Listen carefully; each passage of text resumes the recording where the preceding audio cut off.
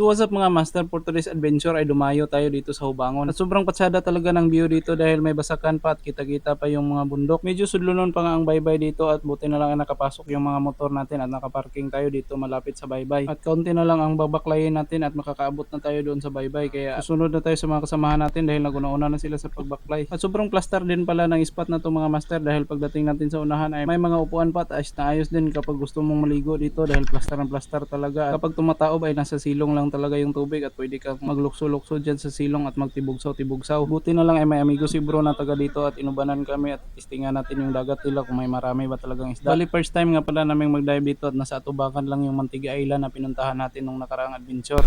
Secret spot na naman mga master. First time na naman namin dito. Guide natin mga master si Mateo. Masa baklay na to. Yung butoy. Din kay Manang. baklay Yeah. Si bro. siyang ko sa tuwari pa. Saya na, Brake. Na Si Tatay squad. at si Jonas. Sila tatabi mo. Iskulahan ba? Shoutout kay Wilmar Joy Bulusan at kay Digski Digs. Dive safe always mga master at mabuhay po kayo. At tinabo pa nga tayo ng mga nukos dito mga master pero hindi ganong malaki yung nukos nila pero marami-rami naman yung mga tumabo sa atin. Pero dito lang tayo sa Daplin dumaan dahil medyo malakas yung suog. Kapuyin talaga tayo kapag tatabuin natin yung suog kaya dito lang tayo nagka-Daplin. Grabe talaga yung suog nila dito mga master para talagang baha. Buti na lang ay may mga nukos dito sa Daplin kaya nalingaw talaga tayo sa panunusok. Malakas yung suog mga master kaya tinaw yung tubig at may nakita tayong dalagang bukid doon sa ilalim at may samad pa siya kaya inupok na natin at nang tutusukin na sana natin ay nahirapan talaga tayo sa kalisod-lisod dahil may Dragon Ball yung uhas natin. At hindi pa natin masayta ng maayos yung dalagang bukid kaya hindi natin tinamaan. Kaya nagtawag na lang tayo ng backup kay Takloy at nagpatabang tayo at buti na lang ay natusok niya yung dalagang bukid. Wala kasi yung kutsilyo natin mga master kaya nahirapan din tayo sa kalisod-lisod sa pagtangtang ng Dragon Ball. Buti na lang ay may dala-dalang kutsilyo si Takloy at nagpatabang tayo sa pagtangtang ng Dragon Ball at tinabangan pa niya tayo sa pagtusok ng sulit. Maganda at malinis yung mga bato nila dito mga master tulad ng Mantigi pero tungnan talaga tayo na medyo mingaw talaga yung spot nila ngayon kaya nusok na lang tayo ng mga makabinhi at mga gapas-gapas. Medyo mataas din ang bunbunan nila dito mga master kaya maraming mga gapas-gapas na nakikita sa atin. Dito lang yung mga huli natin mga master pero ayos na rin dahil nakatesting tayo sa pag-dive dito sa spot nila.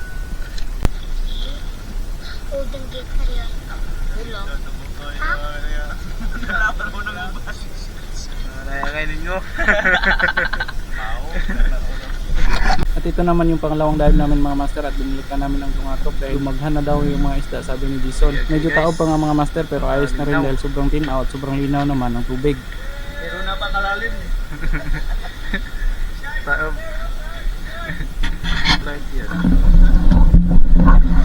Mga master, binalikan namin ang tungatok mga master dahil marami daw isda dito sabi ni Jason. So may apat mga master ngayon. Si Takloy. Loko lang tayo. Si bro mga master at si Rupar. Ang apat.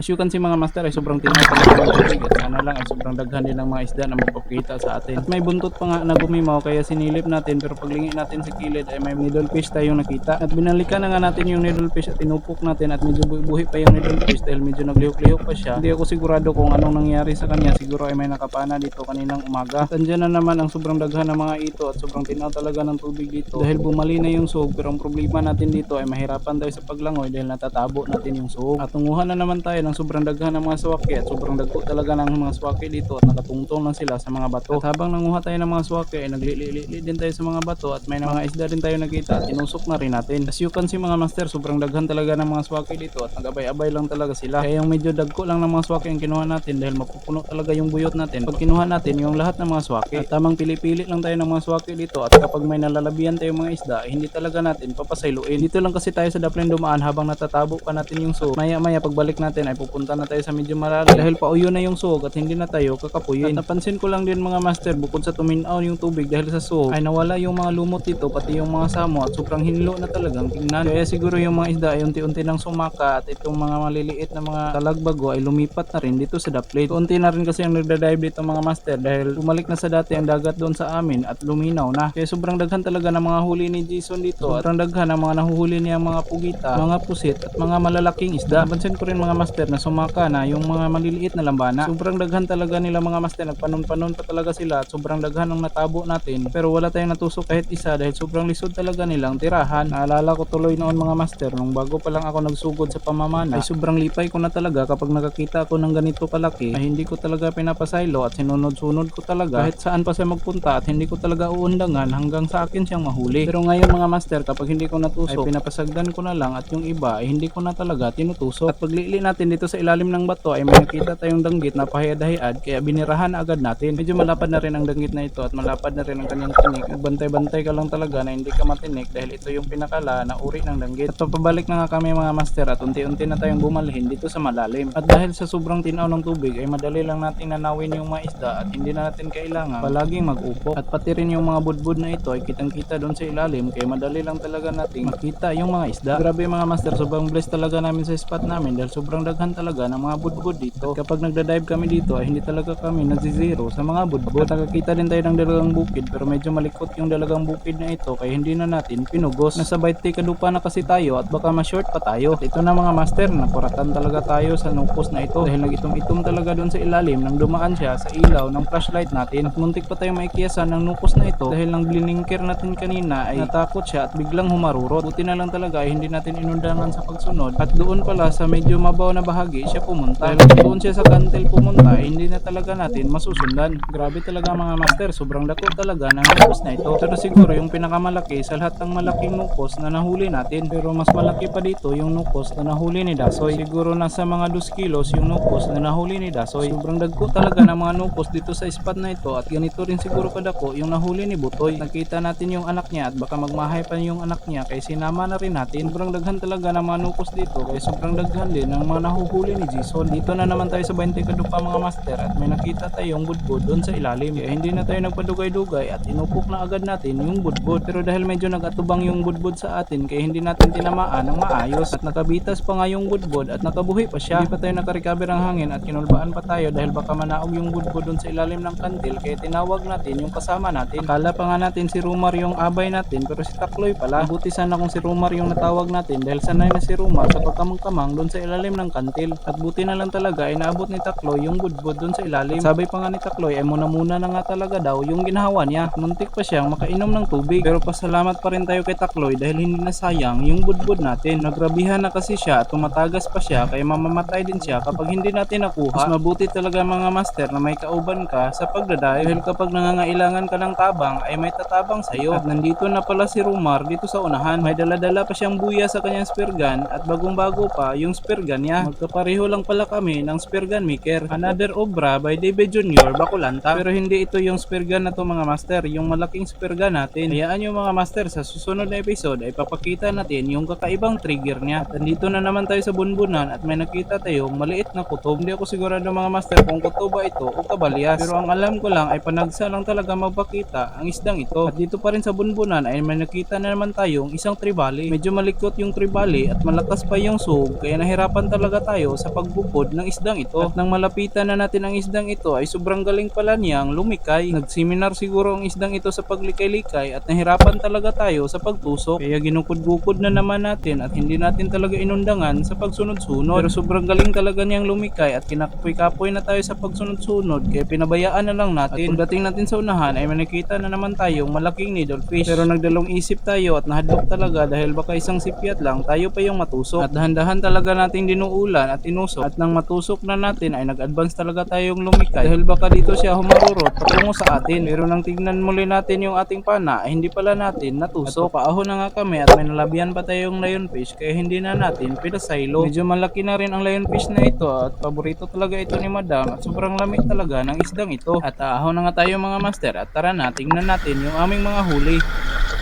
Buwatan do season ng isda. Mauri ya pala parehara. Ay dili dai. At nakahuli pa nga si bro ng isang maori na natangtangag pa nang naputol na pamingway. Hindi sana makikita ni bro yung isda kung hindi niya nakita yung nylon na tinangag-tangag nito. Buo na lang.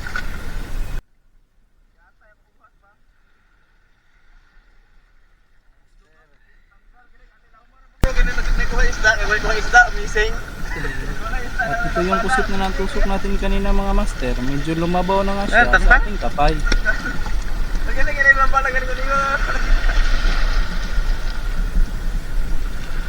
At ito naman yung budbud na inupok ni Takloy kanina. At magpupud trip kami ng madalian. Kaya DJ, music please.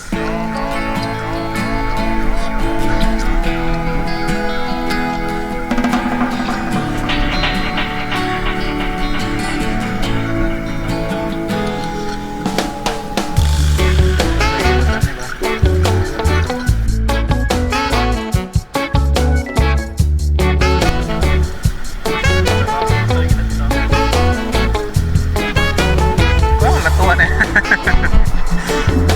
Nagkukulang lang kami agad dito.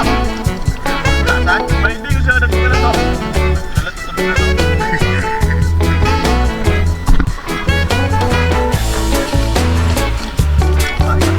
Guys, tara.